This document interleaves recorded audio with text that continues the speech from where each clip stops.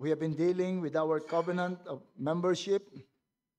We are now in paragraph 3 of that said covenant, dealing with our commitment to uphold the worship of God, not only to approve, not only to support, not only to perform, but to uphold, meaning we are committed to do all for the worship of God. In discussing this paragraph, we have so far discussed about worship itself, which we say is the central act of believers of a church. Madali mong ma-predict ang kalagayan ng spirito ng isang tao. Tignan mo siya sa worship. When you stand here, you would see how people of the congregation are responding to worship. Yun ay isang malaking palatandaan ng tunay na kalagayan ng mga sumasamba sa ating Panginoon. We have learned that man is designed to worship God. Man was created in the image of God with the capacity to know God and to worship God. And the work of God around us declares the worthiness of our Lord to be worshipped. And the law of God is written in the heart of every man, so no man can escape the consciousness of God. We all know there is a God. We all know that this God is greater than us, and that God is greater and more powerful than us, and that must be worshipped. We cannot eradicate that consciousness from the mind of anyone. Follows that all men have the natural urge to worship God. But then, man may have a natural inclination to worship God, but no natural knowledge of how to worship God acceptably. And therefore, we rely upon the express will of God on how He must be worshipped. And this brought us to the regulative principle of the Scripture. Not mentioned explicitly in our covenant, but concerned din tayo sa time of worship. Hindi ito sinabi sa atin. Sinabi sa atin yung worship, sinabi sa atin yung regulative principle, but we just read, we covenant together to uphold the public worship of God in accordance for His holy word, and the only mention that is connected to time is not forsaking the assembling of ourselves together. Not forsaking the assembling. There is a fixed time of assembly according to the regulative principle. And we are firm in our belief that God designated the time for His people to gather for worship. We read in our confession, in 1689 Baptist Confession of Faith in chapter 22 and paragraph 7, as it is the law of nature that in general a proportion of time by God's appointment be set apart for the worship of God, so by His word in a positive, moral, and perpetual commandment, binding all men in all ages, He has particularly appointed one day in 7 for a Sabbath to be kept holy unto Him, which from the beginning of the world to the resurrection of Christ was the last day of the week, and from the resurrection of Christ was changed into the first day of the week, which is called the Lord's Day, and is to be continued to the end of the world as the Christian Sabbath, the observation of the last day of the week being abolished. So by a positive and moral law, yun ang sinabi. When you say positive law, it is a law that was given by God purely by His will. It is not based on the nature of things, by His will, that by that positive and moral law, He has designated a day in 7, a day to worship Him. And from creation to the resurrection, it was the 7th day, Sabado. But from resurrection up to the end of ages, it was the first day. So that would be the subject of our discussion today, the Lord's Day. And so we come to the Lord and ask again that He would help us in the understanding of His Word. Manalangin tayo. Salamat po, Panginoon, na Ikaw ang Diyos na nakakaalam ng aming pangangailangan.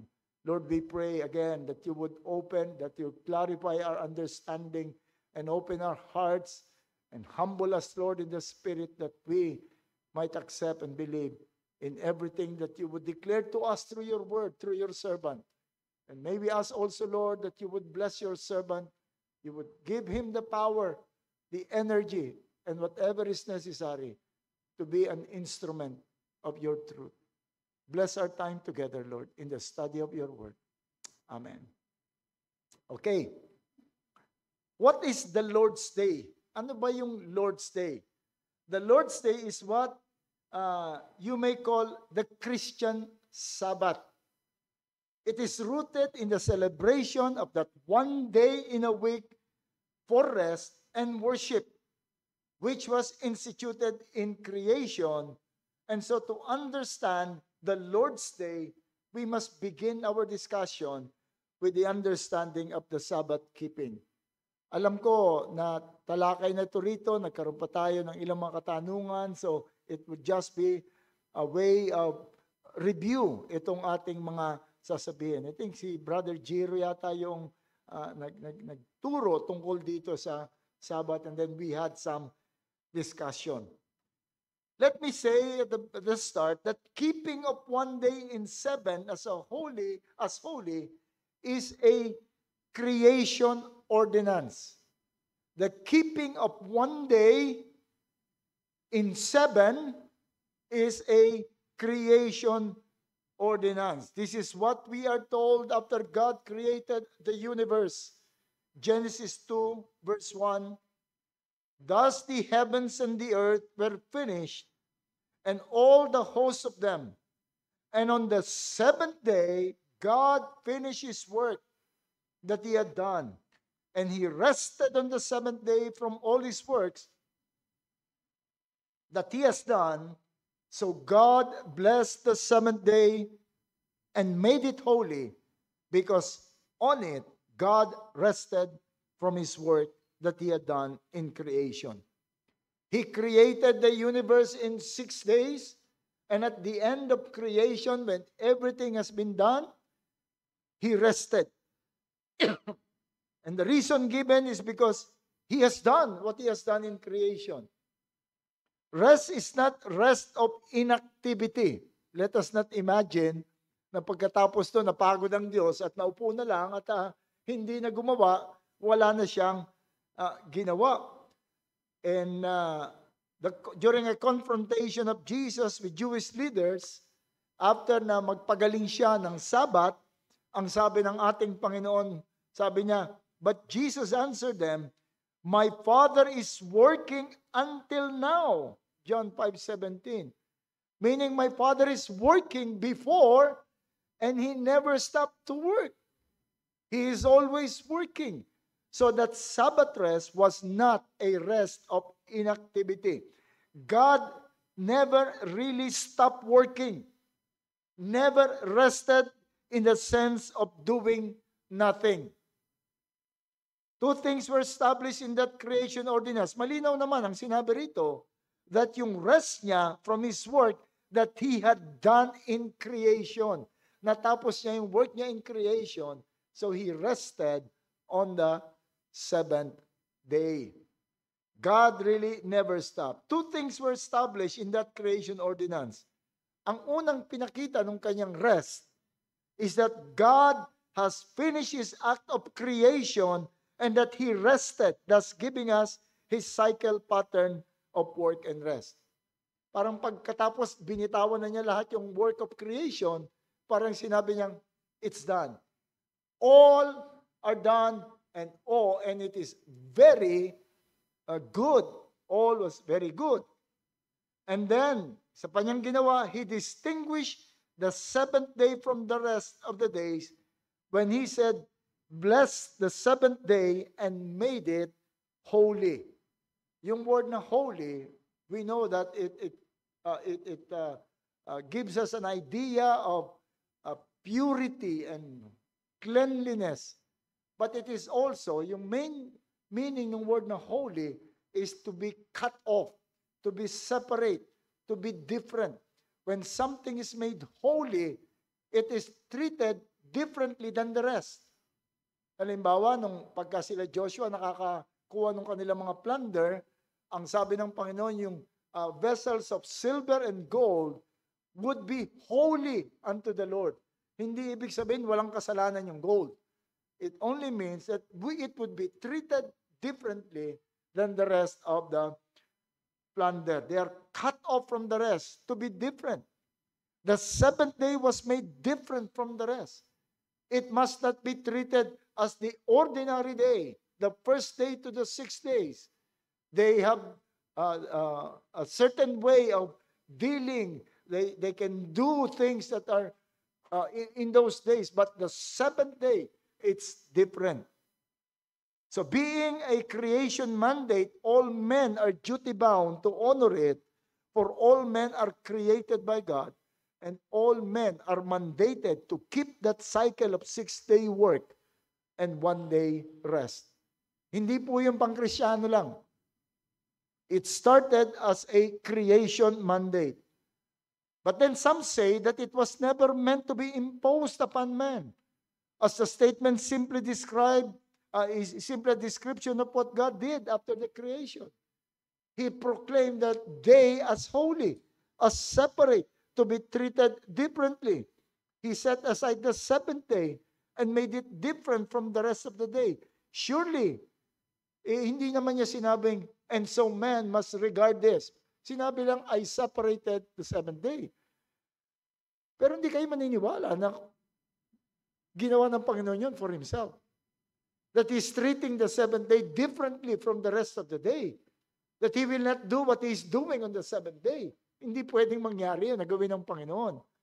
It's just that the seventh day was declared to be different, and man should regard that day different. Remember the event in Genesis 16? When the Lord was giving instructions, Moses was giving instruction about the manna, ang sabi ng ating Panginoon, 6 days, kumuha kayo ng manna every day. Pero pagdating dun sa 6 days, pagdating sa 6 days, kumuha kayo ng doble.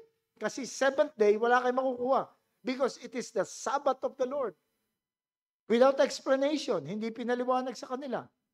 Which shows na alam nila kung ano yung Sabbath. That they've been practicing Sabbath.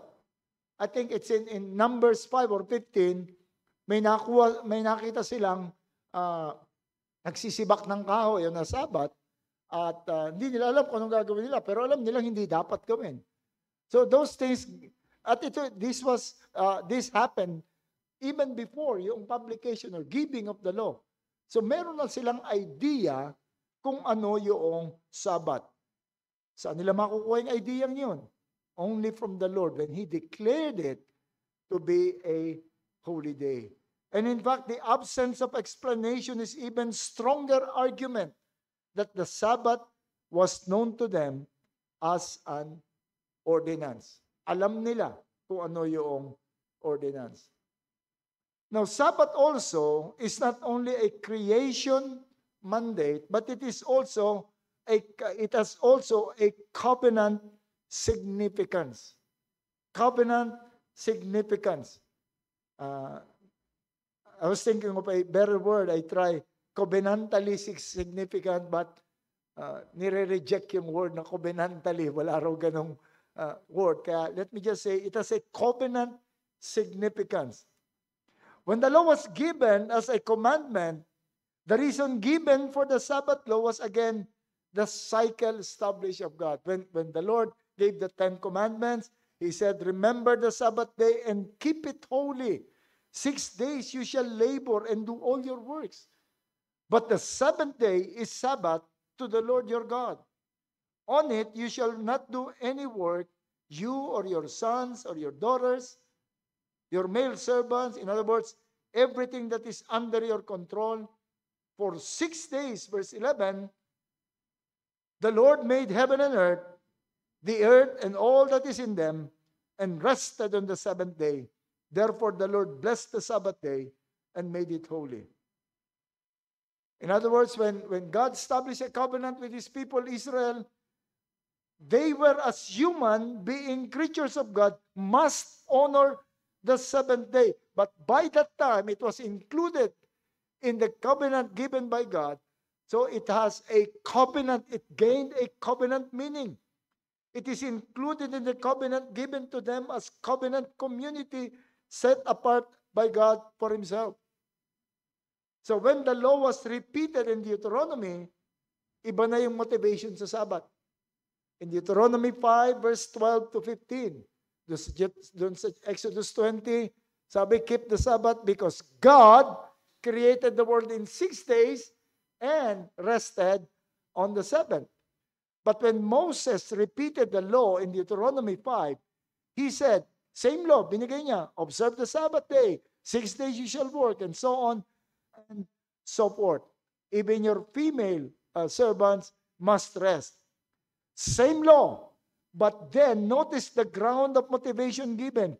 You shall remember that you were slave in the land of Egypt, and the Lord your God brought you out of there with a mighty hand and an outstretched arm. Therefore, the Lord your God commanded you to keep the Sabbath. It gained another meaning. Now, you keep the Sabbath not only because you are creatures of God, but now because I saved you. You are mine. You belong to me. I am in a covenant relationship with you. Nagkaroon na ng ibang meaning. May kinalaman na doon sa covenant. They were to keep the Sabbath because they were created and because they were redeemed. And keeping up the covenant is even made a sign that they were the people set aside by God for themselves. In verse 31, chapter 31, verse 13 of Exodus, Moses said, God said, you are speak to the people of Israel and say, above all, you shall keep the Sabbath, for this is a sign between me and you throughout the generations, that you may know that I, the Lord your God, sanctify you. Keep the Sabbath, because the Sabbath will tell you, will remind you that you are a separate people, that you are a holy people, that you are a people for me, that you are different from the rest of humanity. And what is that sign? It's the Sabbath. The Sabbath has now become a sign of the covenant. But then it's not only, the Sabbath is not only a sign of the covenant, it's not only a creation ordinance, but it is also a moral law. It is a moral law. The moral law of God is summed up in the 10 Commandments. That is the law of God. Exodus 34:28. So he was there with the Lord 40 days and 40 nights. He neither ate bread or drank water, and he wrote on the tablet the words of the covenant, the 10 Commandments. The word of the covenant is what God requires of his people, and it is the 10 Commandments. Repeated in Deuteronomy chapter 10, verse 4. The Lord has spoken to you on the mountain out of the midst of fire, that day of the assembly. And the Lord gave them and he wrote on the tablets in the same writing as before, the 10 Commandments. Deuteronomy 4:13. And he declared to you his covenant, which he commanded you to perform. That is the 10 Commandments. So the 10 Commandments is taken as a unit. It is taken as a unit. And violation of one is considered a violation of all. All that was written were given for its moral value. All in the 10 Commandments are to be regarded equally. James said, whoever keeps the whole law but fails in one point has become guilty of it all. It is always taken as a unit. Lahat ng nakasulat doon sa 10 Commandments. You can be faithful in not committing adultery. in not lying, and not dishonoring your parents, not killing, but you break the Sabbath.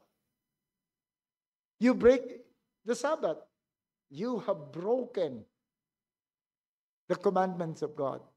You are guilty of every single commandment of God.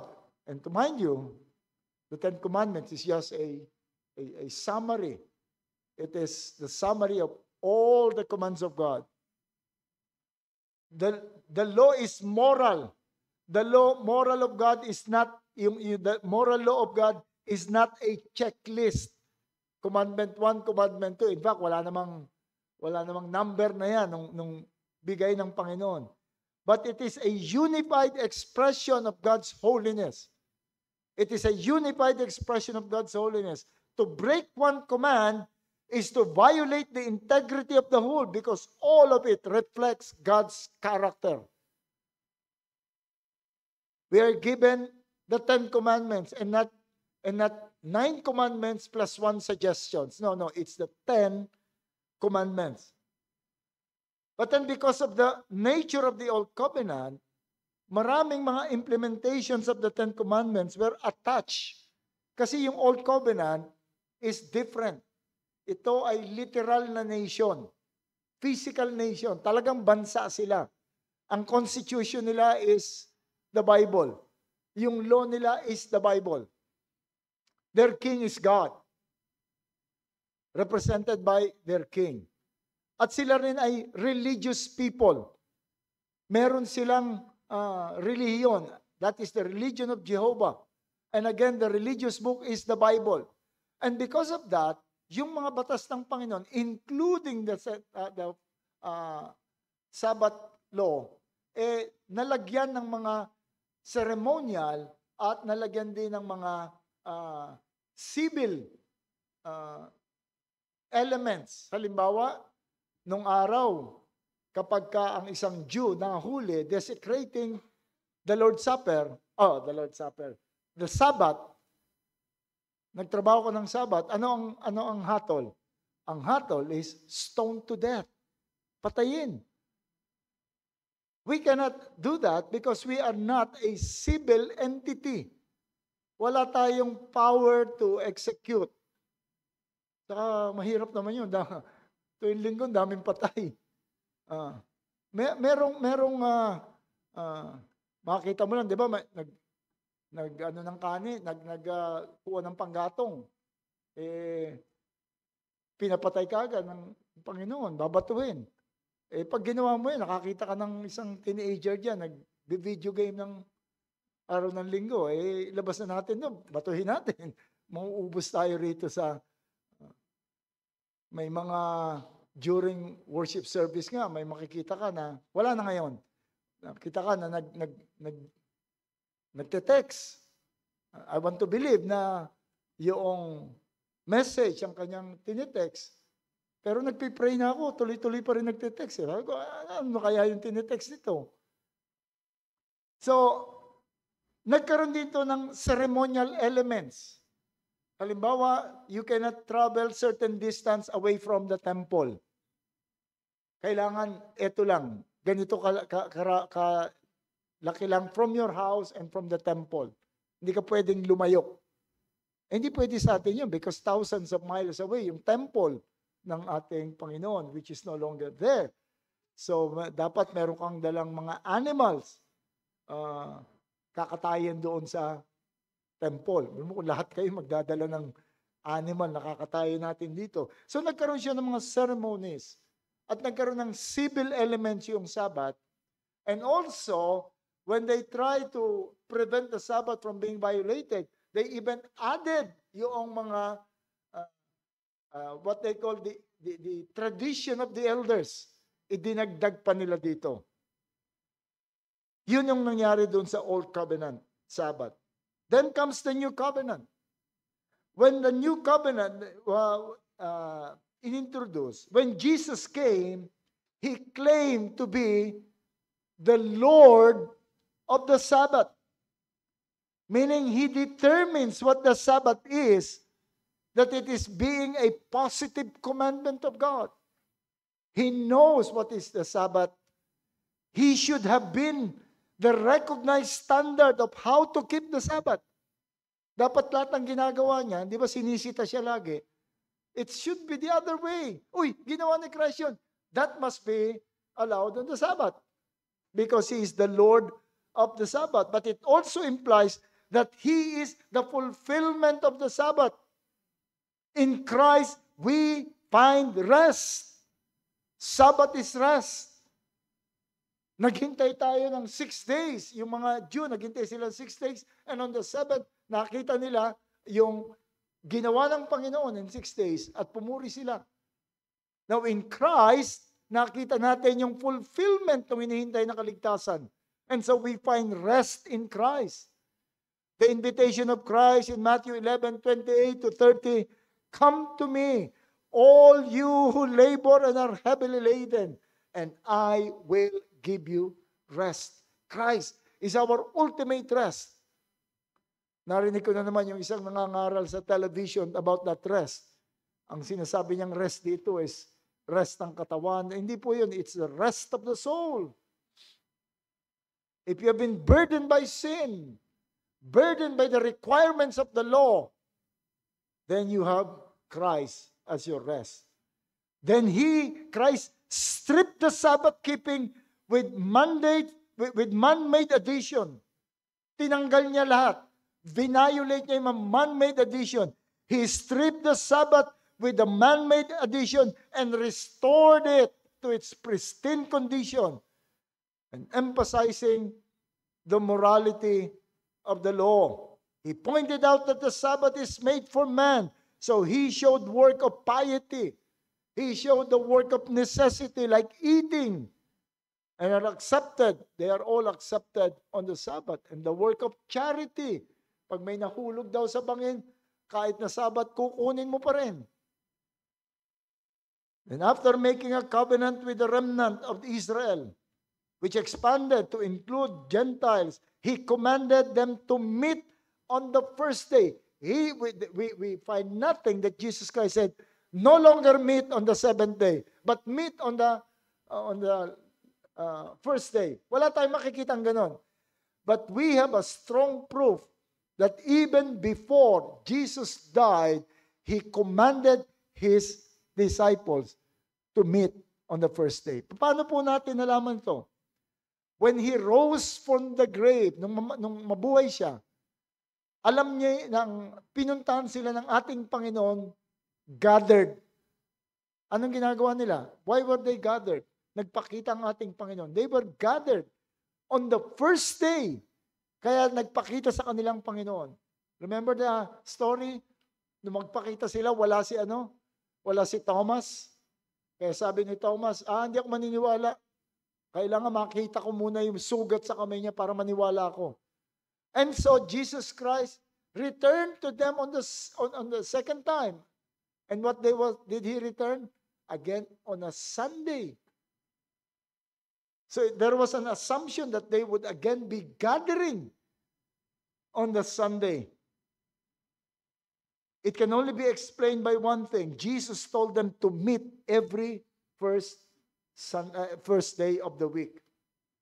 Then when the Holy Spirit was finally poured onto the church to empower the church, what day was that? What day was the day of Pentecost? It was a Sunday. Again, it was a Sunday. They were again gathered, and the Holy Spirit was poured unto them. And soon we find the apostles and believers gathering on the first day of the week, which is Sunday. The day He rose from the grave, from among the dead. We read in John 20 verse 19 that the same day at evening, being the first day of the week, when the doors were shut, where the disciples were assembled for fear of the Jews, Jesus came. And then bumalik siya in John 20:26. And then in Acts 20 verse 7, now on the first day of the week, when the disciples came together to break bread, Paul, ready to depart the next day, spoke to them and continued his message until midnight. Nag-preach si Paul hanggang midnight. sobrang haba ng preaching niya, nakatulog yung, tandaan niyo si Eutychus. Kung bakit naman, antukin pala siya, doon naupo sa bintana. Ang haba ng preaching, hanggang, imagine nyo, magsimula ako mag-preach ng 6, tapos matapos ako ng midnight, ng 12, nahulog at namatay, at doon nga binuhay. But that again, was the first day of the week.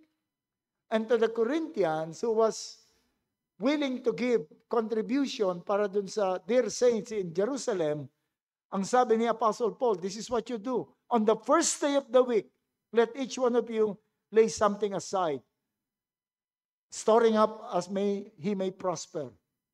On the first day of the week, when you meet, when you gather yung inyong mga, yung inyong offering. Kaya nga pagkakausap ko ang Jehovah, ang mga Seventh-day Adventists, sabihin sa akin na, patunayan mo sa akin na tinanggal ng Panginoon ang Sabat. Sabi ko, hindi. Pakita mo sa akin kung ang Kristiyano, after the resurrection, they meet on the seventh day. After the resurrection, if they meet on the seventh day, pakita mo sa akin. Papakita nila sa inyo yung mga nagpunta sa synagogue si Paul. Sabi ko, no, they were meeting as Jews on the seventh day. But as Christians, it is never said that they met on the seventh day.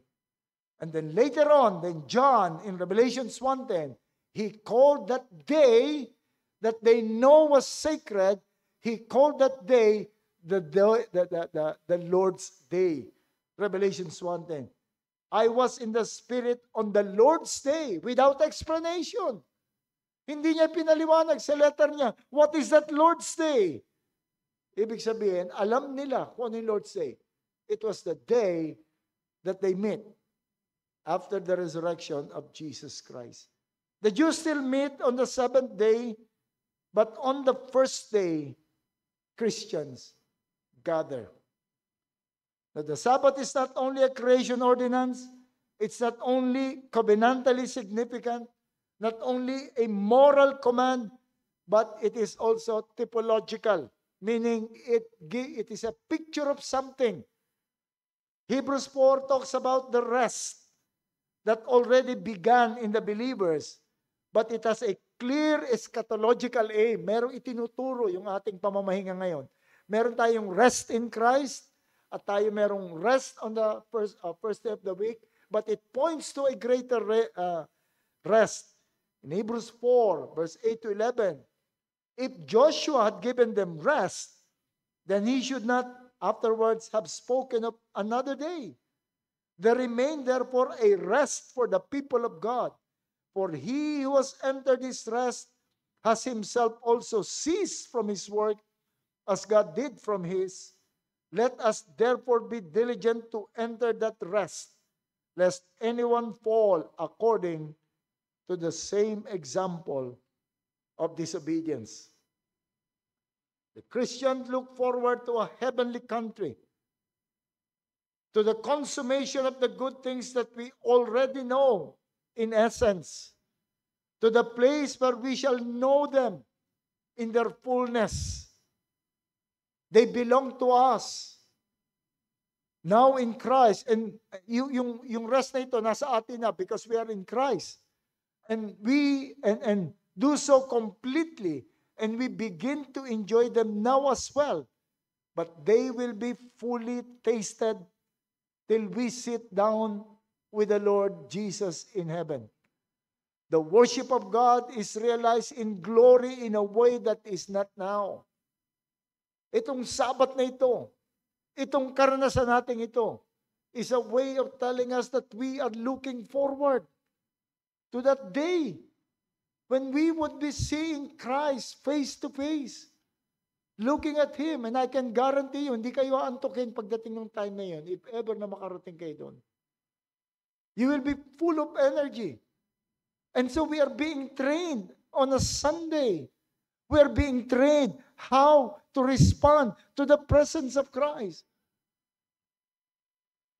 We all struggle. I know that. I struggle also.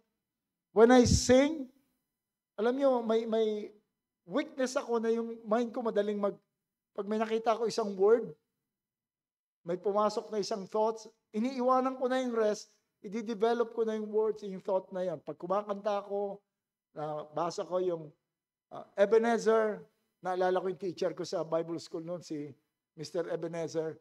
Tapos, iikot na ron. So, I have to struggle. I have to struggle. Kanina kumakanta tayo. I need to imagine when we were singing about the beauty of creation. I need to imagine, I have to close my eyes and truly see these good things. And when yung second hymn natin, it's about the salvation that we gain. I have to fill my hearts and mind with the things that we need to struggle. We need to do it intentionally. Because this is a training ground. Itong ating pagsamba. So you see the progress of Sabbath in history.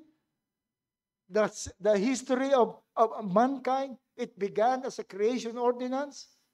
And then, nung gumawa ang Panginoon ng community, ng covenant community, sinama niya ron at nag-expand yung Sabbath doon, at pagdating sa New Covenant, nagkaroon ng pagbabago. At pag nakita nyo, merong mga similarity. Creation, when it was given, it was the beginning of life, the beginning of humanity. There was the Sabbath. Nung igawa yung establishment of the Old Covenant, it was the beginning of a covenant community, the beginning of an earthly kingdom of God. There is the Sabbath.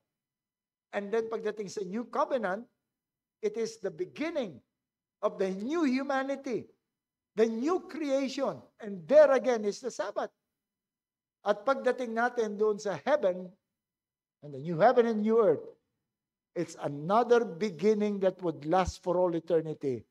And it would be an eternal Sabbath.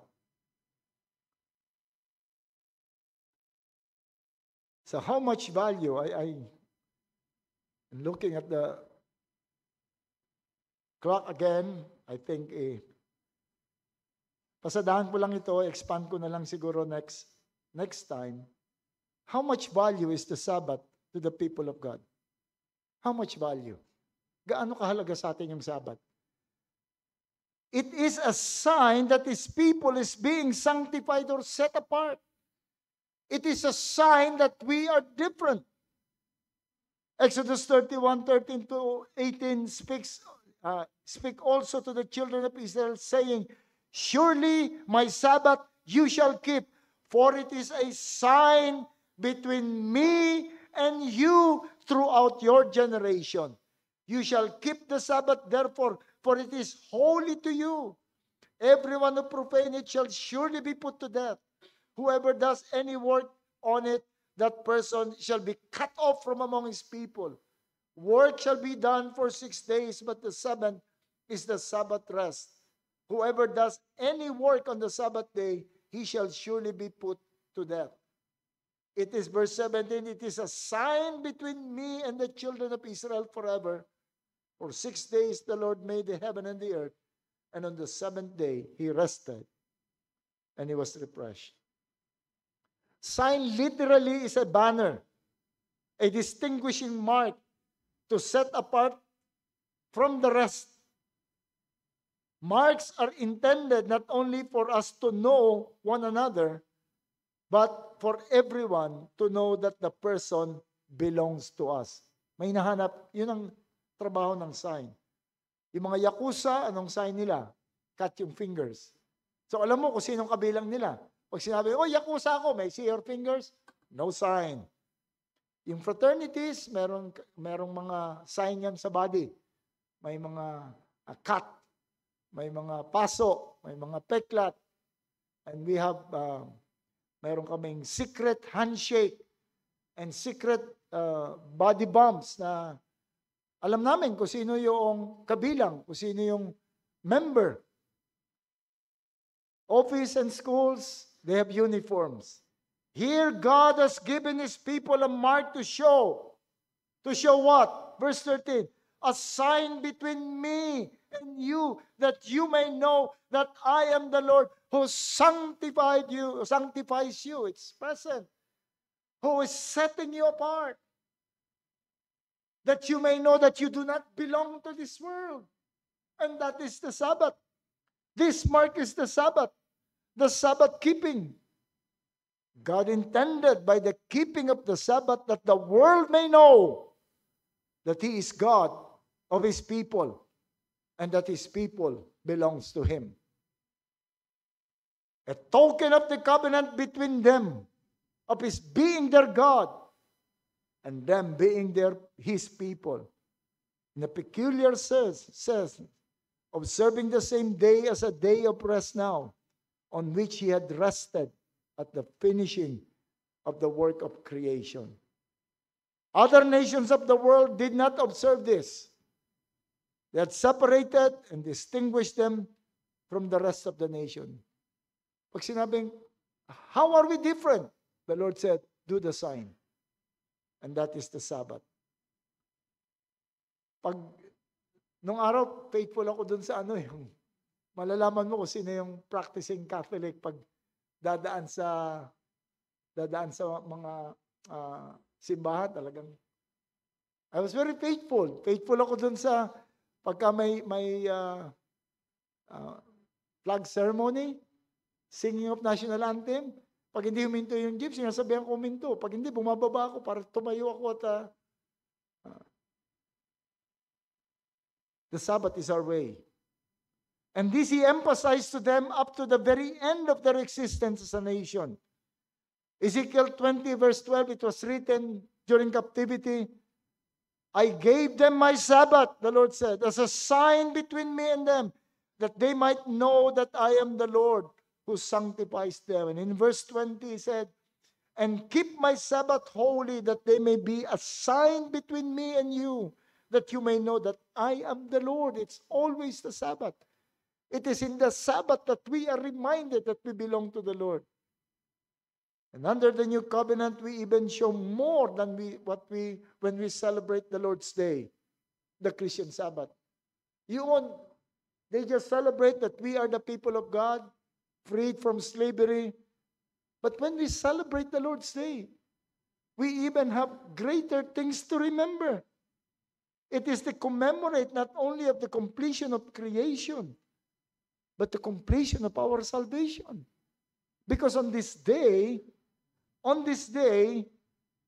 Christ rose from the dead. The only sign na ibinigay niya to authenticate everything that He has said, everything that He has promised, everything that He wanted to give to the children of God. Sabi ng mga tao, paano namin malalaman na totoo lahat yan? Sabi niya, was that 3 days and 3 nights, tatayo uli siya. It was the authenticating act of God. You may recall that the resurrection is the only sign given by Jesus that will signal God's accepting Him. The completion of creation were for all men, in fact, for the entire universe. But the creation, the world will be destroyed. It will be subjected to extreme heat. It would melt. Even the sun and the moon will fall and will be destroyed. But what we commemorate on this day would remain forever, would stay forever. The salvation that we gained in Jesus Christ. We remember what He has done to bring us to God on this day, because when you remember the rising from the grave, you should remember the death. And why the death? To pay the penalty of sin, to live a holy life. On this day, we profess that Jesus' life and death is ours. We honor His redemptive act. It is ours. And so it follows that dishonoring it is dishonoring the Lord. It is dishonoring the Lord. If I would ask you, what is the greatest sin that the people of God under the old covenant has committed that angered God and brought them to captivity? You might think it's idolatry. Yes, that's evil. God hated idolatry. You might say it's the violence. But if you would review the old covenant, it is the breaking of the Sabbath that is repeated. Isaiah 58:13-14. If you turn, kasi tignan niyo yung concept ng pag-break ng Sabbath. Tignan niyo yung language na ginamit.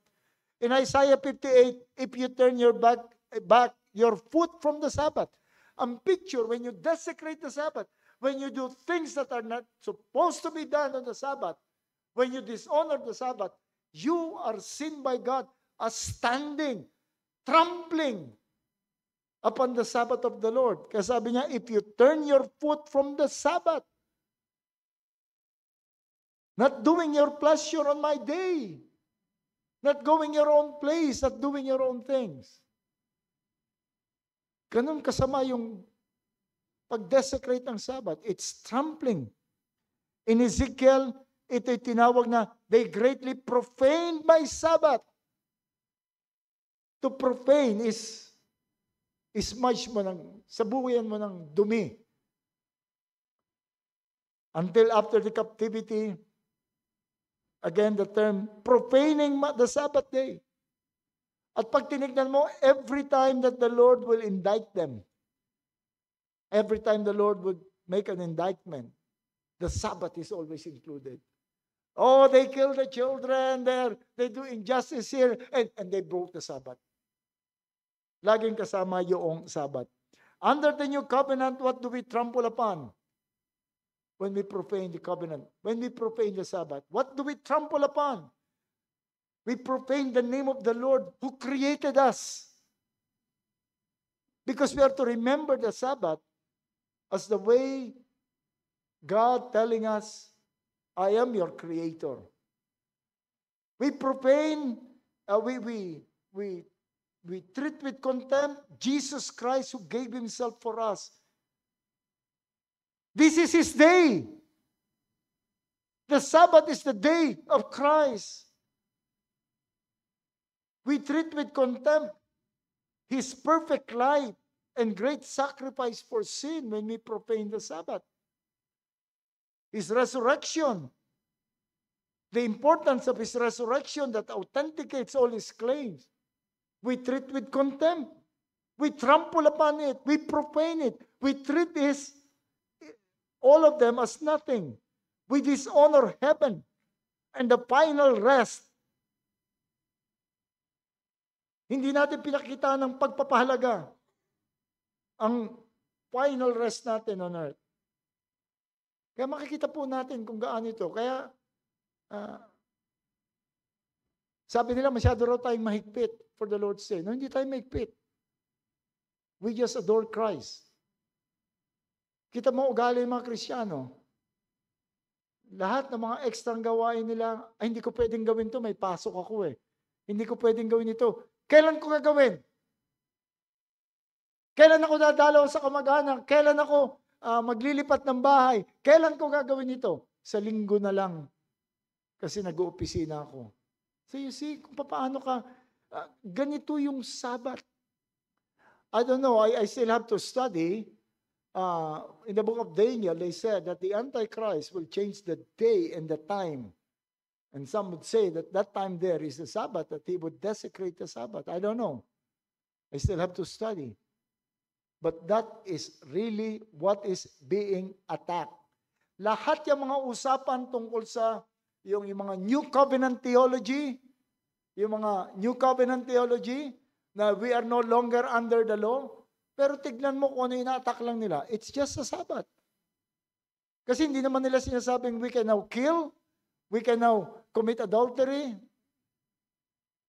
We still respect all the law except the Sabbath.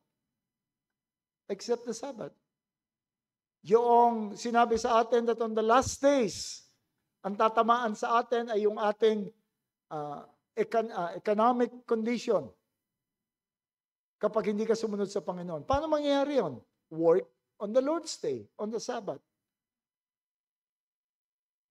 Ang daming ginagawa ngayon na itinataon sa Sabat. Mga kapatid, Christ is our Sabbath.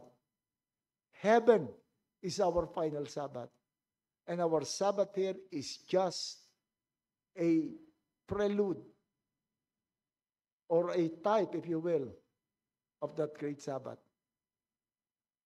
When Israelites was brought into captivity, they remained captives for 70 years. You know why 70 years? Because the Lord said, for 70 years, you profane my Sabbath. And so they were thrown into captivity for 70 years, equivalent to the 70 years that they profaned the Sabbath. Meditate on this. Examine yourself. Do not justify. If we really have no regard, or if our respect and honor for the Sabbath is very light, repent. That's the only course. Do not justify.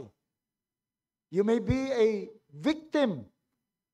You may be a victim, but do not rejoice that you have an excuse. Grieve while being a victim. And for parents, teach our children the value of keeping the Lord's Day. Do not just impose it to them. Oh, linggo ngayon. Oh, linggo ngayon. Oh, linggo ngayon. Do not just impose. Teach them. Explain to them. And show to them how you yourself value the Lord's Day. Welcome yung mga opportunities na gigipitin ka, pressurein ka to desecrate the Sabbath. Tuwan-tuwa ako pag nagkakaroon ng ganyan because that's an opportunity to show my children. Children, we are being forced, we are being pressured to do this. Sino ang ating unahin? They would say, it's the Lord. So let us not do it. Doon tayo sa ating Panginoon. Magagalit yung mga kamag-anak ko kapag hindi ko ginawa ito. Children, anong masasabi niyo? It's the Sabbath of the Lord. Always deal with their conscience. I see children equipped by their parents to desecrate the day with all the toys and with all the gadgets. I'm not saying that that's in itself it's evil. Or you stop them without explanation. Wag mong galawin yan. But you must pray. You must do something to impress upon them. Kasi kung puro bawal-bawal lang, magkakaroon naman sila ng negative na attitude towards the Lord's Day. That it's a day when they are prevented from pursuing what they enjoy. But you must take this seriously. Pray for them. Do something. Deal with their conscience. But as all of us, ito yung ating gagawin. Respect the Sabbath. You need to be in Christ before you can understand this. This will have no sense to you. Mas mahalaga pa rin sa iyo ang office, mas mahalaga pa rin sa iyo ang school, high grades, high salary and promotion. But if you know Christ and what Christ has done and what Christ has to give to us, that Christ to his people, he said, he is preparing a place for them, then you would want them to know, that you would want to know, come to Jesus and know him and know his Sabbath and enjoy your life. Let's all pray. O aming Panginoon, kami nagpapasalamat sa iyo that you have given this day to us. Because kung sa amin lang, Panginoon, if you have not given this day, if this day is just voluntary, we will not come to this day because of the flesh and because of the enemies. But we thank you that you have given this to us. And now, Lord, as part of our covenant with you, we covenant together to uphold your worship and to honor your day. Bless your word, O God. Amen.